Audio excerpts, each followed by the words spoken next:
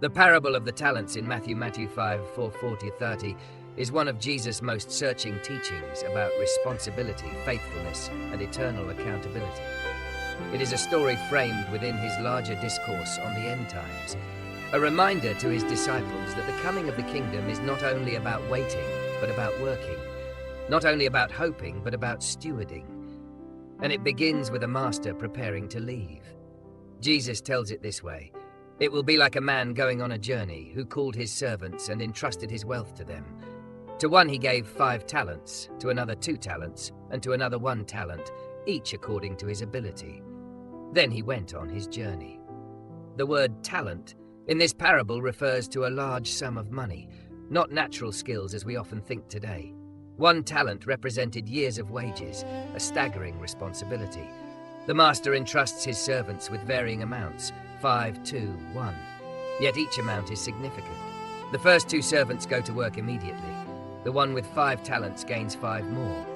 The one with 2 talents gains 2 more. But the third servant, who received 1 talent, digs a hole in the ground and hides his master's money. When the master returns, he settles accounts. He commends the first 2. "Well done, good and faithful servant. You have been faithful with a few things. I will put you in charge of many things. Come and share your master's happiness." But to the third, who simply returns the single talent without increase, the master responds with sharp rebuke. "You wicked, lazy servant. You should have put my money on deposit with the bankers, so that when I returned I would have received it back with interest." He orders that the talent be taken from him and given to the one with 10, and the unprofitable servant is cast into outer darkness. This parable is not primarily about economics, but about discipleship, about what it means to live faithfully in the time between Christ's first coming and his return. It raises questions about responsibility, accountability, and the nature of true faith. The master's trust. The story begins with trust. The master entrusts his wealth to his servants.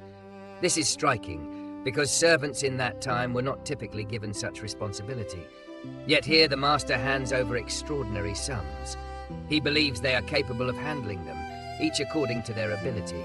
The master's trust is generous. He does not micromanage, does not dictate every detail, but entrusts. In the same way, God entrusts us with life, gifts, opportunities, resources. Everything we have is from him: time, talents, possessions, influence. He gives differently to each, but he gives generously. No one is left without responsibility. Even the servant with 1 talent received a massive gift. The question is not how much we are given, but how we use what we are given. The servant's responses. The first 2 servants act with urgency. They go to work at once, wasting no time. Their diligence reflects their understanding of the master's trust and their desire to honor him. They double what they were given. Their success is not about competition, but about faithfulness. Each is judged not by how much they gained compared to the other, but by what they did with what they received. The 5 becomes 10, the 2 becomes 4. Both receive the same praise: "Well done, good and faithful servant." The third servant, however, acts differently. Out of fear, he buries the talent in the ground. His excuse is revealing: "I knew you are a hard man, harvesting where you have not sown and gathering where you have not scattered seed. So I was afraid and went out and hid your gold in the ground." His words portray the master as harsh, demanding, unfair. But the reality is the opposite. The master was generous in trust. The servant's problem is not the master's character, but his own laziness and fear. He justifies inaction by blaming the master. The master's return. The master returns and settles accounts. This is the turning point of the parable. The faithful are rewarded, the unfaithful condemned. Notice the master's response to the faithful servants. He praises them, promotes them, and invites them to share his joy. Faithfulness with a few things leads to responsibility over many. Their work on earth was preparation for greater responsibility in the kingdom. The joy of the master is not simply a reward, but participation in his own happiness and eternal communion. By contrast, the unfaithful servant faces rebuke. He is called wicked and lazy, not because he squandered the money, but because he did nothing. The issue is not loss, but neglect. He failed to act, failed to invest, failed to steward. Even minimal action, placing the money in a bank for interest, would have been better than burying it. His refusal to use what was entrusted to him reveals his heart. He did not trust the master, did not value the gift, did not live in obedience. His end is exclusion, cast into darkness where there is weeping and gnashing of teeth. The lessons for us. This parable speaks directly to disciples living in the in-between time, the time between Christ's ascension and his return. We too have been entrusted. Life is a stewardship.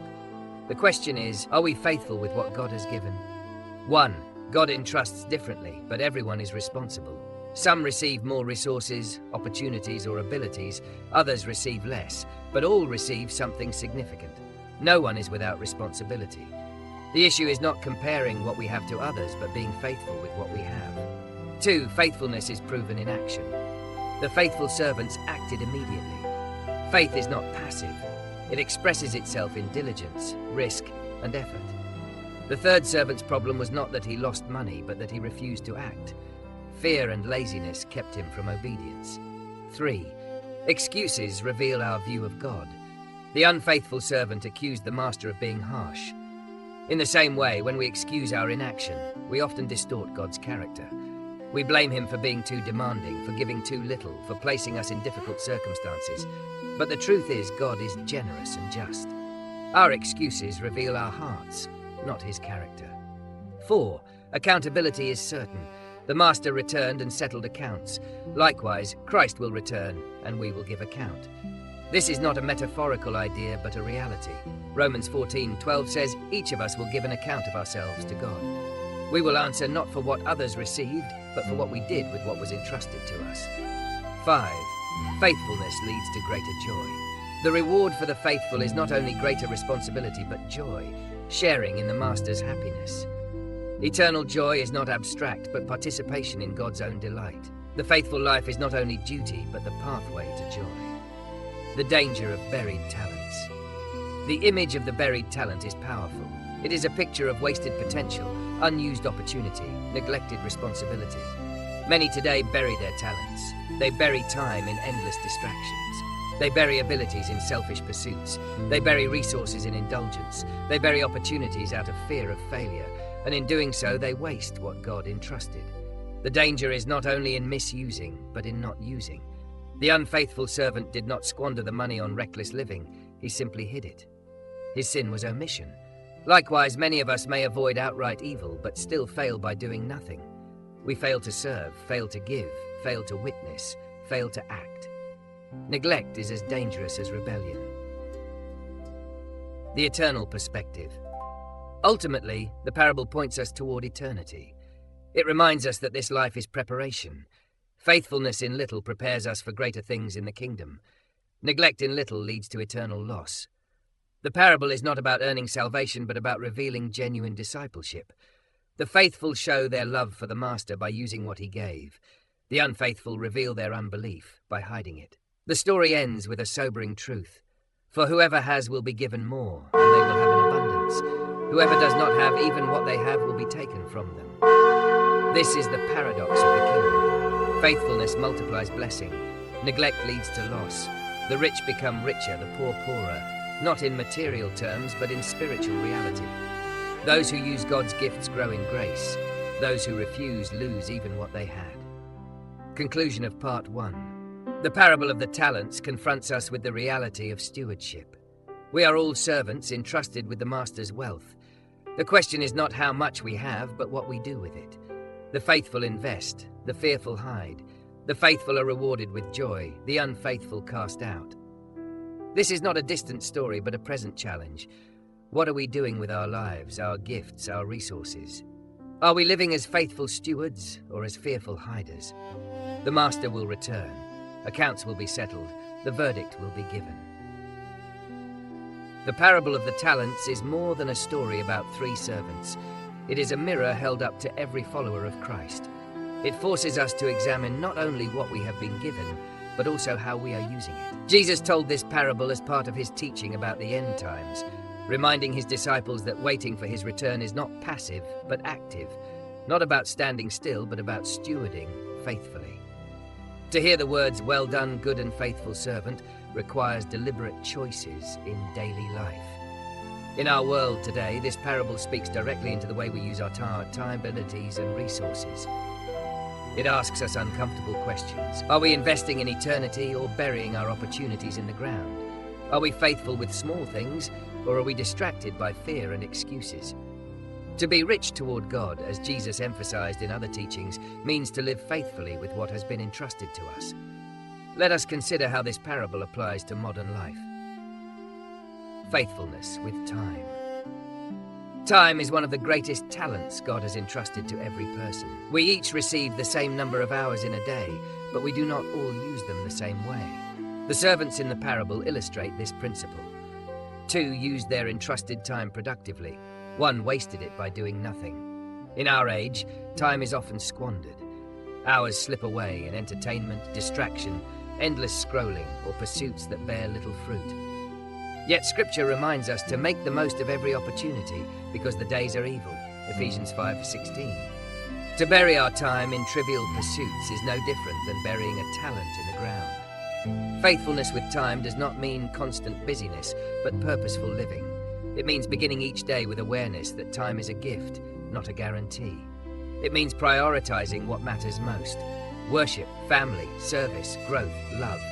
It means saying no to what drains us spiritually and yes to what builds God's kingdom. The unfaithful servant lost his chance not because he committed evil acts, but because he wasted what was given. In the same way, we risk wasting years if we do not steward time for God.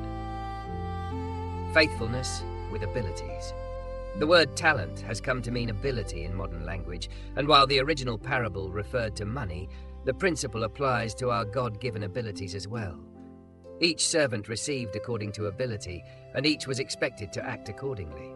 In the same way, God gives each person unique skills, passions, and opportunities. Some are gifted in teaching, others in serving, others in encouraging, leading, creating, or giving. Romans 12 describes these gifts as diverse, but all essential to the body of Christ. To bury an ability out of fear, laziness, or insecurity is to repeat the mistake of the third servant. Too often, people excuse themselves by saying, "I don't have much to offer." But the parable makes clear that even 1 talent is significant. The servant with 1 talent was judged not because he had less, but because he did nothing. In God's kingdom, no gift is too small to matter. A word of encouragement, a quiet act of service, a prayer offered faithfully, these are powerful in God's hands. Faithfulness with ability means developing what God has given. The servants who doubled their talents did so by effort, discipline, and courage. Likewise, our gifts grow as we use them. Neglect causes them to wither. Exercise causes them to flourish. Faithfulness means refusing comparison and focusing instead on obedience. God does not ask us to produce what He gave someone else, only to steward what He gave us. Faithfulness with resources. The most obvious application of the parable concerns material wealth. The servants literally received money to invest. God entrusts us with financial resources, and our stewardship reveals our hearts. The rich fool in Luke 12 stored up for himself, but was not rich toward God. The faithful servants in Matthew 25 invested for the master's sake and were rewarded. The difference lies in motive and action. Wealth can be a powerful tool for God's kingdom, or a dangerous idol that blinds us. Faithfulness with resources means generosity. It means using money to serve, to bless, to meet needs, to advance the gospel. It does not mean reckless spending, but wise stewardship. The unfaithful servant could have at least placed the money with bankers to earn interest, something minimal yet fruitful. This suggests that even small acts of financial faithfulness matter. Giving a little, helping quietly, supporting ministry, these count in God's eyes. The tragedy of burying resources is that they bless no one. They lie hidden, unused, ineffective. Faithful giving multiplies blessing, not only in this life but into eternity. Jesus says in Matthew 6:20, "Store up for yourselves treasures in heaven." The servant who buried his talent stored nothing in heaven. He ended in loss. The temptations that lead to buried talents. Why did the third servant bury his gift? His excuse was fear. Fear of the master, fear of failure, fear of risk. Fear often keeps us from action. We think, what if I fail? What if it's not enough? What if I'm judged? But Jesus reveals that failure is not in trying, but in doing nothing. The master would have preferred minimal effort with some return rather than paralysis. Another temptation is laziness. The master calls the servant wicked and lazy. Laziness may not look wicked in human eyes, but in God's eyes, wasting what he entrusts is serious sin. Laziness dishonors the giver and deprives others of blessing. A third temptation is comparison. The servant with 1 talent may have envied the others with more. Instead of using his gift, he despised it. Many today fall into the same trap, saying, "I don't have as much talent, money, or influence as others, so why bother?" But faithfulness is not measured by comparison. The servant with 2 talents received the same praise as the one with 5. God rewards according to faithfulness, not quantity. Accountability before God. The heart of the parable is accountability. The master returned and settled accounts. Likewise, Christ will return and call us to account. This is not symbolic but certain. Hebrews 9:27 declares, "It is appointed unto men once to die, but after this the judgment." Every servant, whether with 5, 2, or 1, stood before the master. No one was exempt. Accountability brings both sobering warning and glorious hope. For the faithful, it means reward, promotion, joy. "Well done, good and faithful servant," are the words every believer longs to hear. To share the master's happiness is to enter eternal fellowship with God. But for the unfaithful, accountability means exposure and exclusion. The servant who wasted his gift faced darkness. We often live as if accountability is distant, but Jesus told this parable to remind us it is near. The master could return at any time. Our lives are short, our opportunities fleeting. Every day is a chance to invest, to act, to be faithful. Every day brings us closer to giving account. Faithfulness in modern life. How do we live this parable today? Faithfulness takes countless practical forms. In family, raising children in God's truth, loving spouses faithfully, caring for parents with honor. In work, doing jobs with integrity, diligence, and witness. In church, serving with humility, using gifts to build the body, not burying them in inactivity. In community, meeting needs, standing for justice, showing kindness to strangers. In personal life, guarding time for prayer, scripture, worship, and growth. Faithfulness is not spectacular, it is steady. It is the quiet servant who multiplies 2 into 4, as much as the one who multiplies 5 into 10. It is not about fame, but fruit. The joy of faithfulness. The reward promised is profound. The faithful are not only praised, but promoted. "You have been faithful with a few things. I will put you in charge of many things." This shows that life now is training ground for eternity. The small faithfulness of today prepares us for greater responsibility in the kingdom. Beyond promotion, the faithful are invited into joy. Come and share your master's happiness. This is eternal communion with God, the fullness of joy in his presence. By contrast, the unfaithful face loss. Even what they have is taken. This is not unfair but just. What is unused decays. Opportunities wasted cannot be reclaimed. Grace spurned hardens the heart. Judgment falls not for lack of ability, but for refusal to act. Conclusion of Part 2. The parable of the talents calls us to examine our stewardship of time, abilities, and resources. The question is not how much we have, but how faithful we are. The faithful act, invest, and multiply. The unfaithful hide, excuse, and waste. The faithful hear, "Well done." The unfaithful hear, "You wicked and lazy servant." In every age, the temptation is to bury, to delay, to fear, to compare, to neglect. But the call of Christ is to invest, to live not for self, but for the Master, to remember that he will return and we will give account. The good news is that faithfulness is possible because God himself empowers us. He gives not only talents, but strength to use them. He calls us not only to work, but to joy. Our responsibility is real, our accountability certain, but his grace sustains us. The challenge is clear. Do not bury what God has given. Use it, multiply it, offer it for his glory. Live so that when the Master returns, you may hear those words of eternal joy.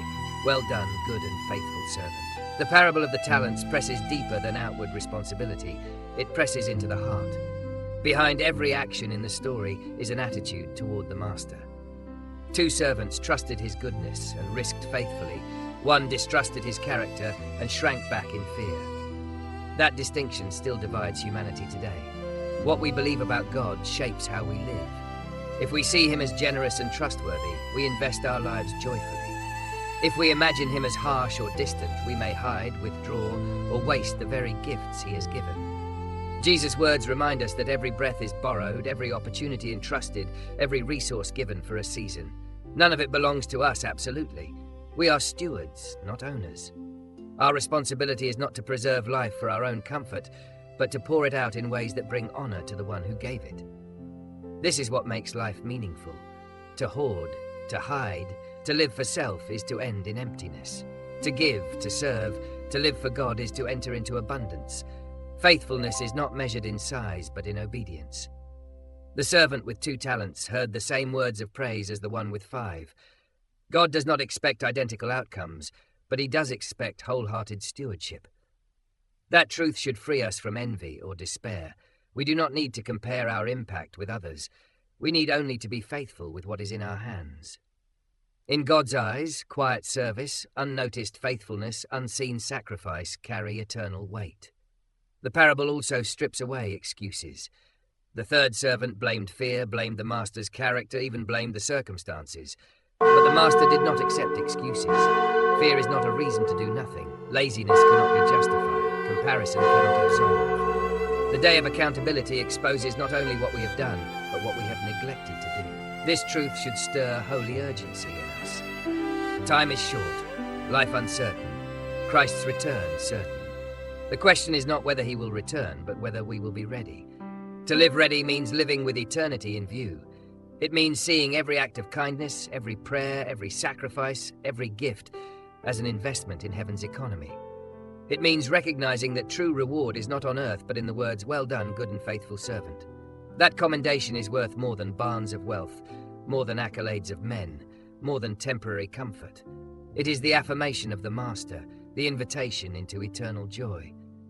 In a world obsessed with storing, Jesus calls us to sow. In a culture that rewards accumulation, he honors faithfulness. In a time where fear tempts us to bury gifts, he calls us to courage. This is the holy path of stewardship. It is not glamorous, but it is glorious. It may not always bring earthly recognition, but it carries eternal significance. Every one of us will stand before the Master. On that day, our excuses will not matter. Our comparisons will fade. Our barns will be left behind. What will matter is faithfulness. What will endure is love poured out, truth lived, grace shared. To those who are faithful, even in little, there will be abundance. To those who wasted what was given, even what they had will be taken. This is not cruelty, but justice, not harshness, but holiness. So we are faced with a choice. Will we bury or will we invest? Will we cling to self or surrender to God? Will we spend life on what perishes or invest in what lasts forever?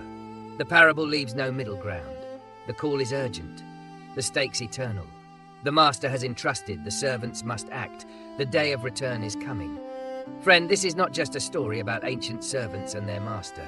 It is about you. It is about today. Your life is a trust. Your day is a gift. Your abilities a stewardship. Do not waste them. Do not bury them. Use them. Multiply them. Offer them to God. Live in such a way that when the Master returns, you will hear his voice, not in rebuke, but in joy. Well done, good and faithful servant. Enter into the joy of your Lord. If this truth has stirred your heart, take it seriously. Reflect on what God has placed in your hands. Commit to using it for his kingdom. Refuse fear, refuse laziness, refuse excuses. Choose faithfulness. For the day is coming quickly, and only one verdict matters. Stay with us here on Holy Path Insights as we continue to walk together through the teachings of Jesus. Subscribe, share, and join this journey of living the Word in daily life. Let us encourage one another to be faithful servants, ready for the Master's return, rich toward God, and filled with eternal joy.